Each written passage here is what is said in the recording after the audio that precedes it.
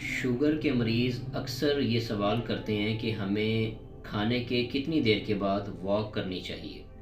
یہ ایک بہت اچھا سوال ہے۔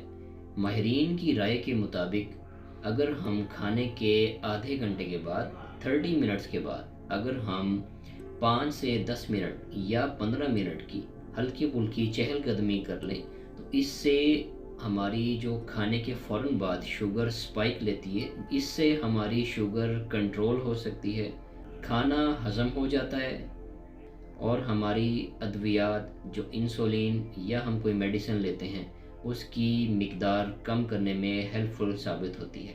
اگر ہم واک کرتے ہوئے ہمیں چکر آئیں یا کمزوری محسوس ہو تو ہمیں واک نہیں کرنی چاہیے، بلکہ ہمیں اس وقت شوگر چیک کرنی چاہیے، کیونکہ بعض مریضوں کی شوگر کم ہو سکتی ہے۔ دل کے مریض کھانے کے 2 سے 2.5 گھنٹے کے بعد واک کر سکتے ہیں۔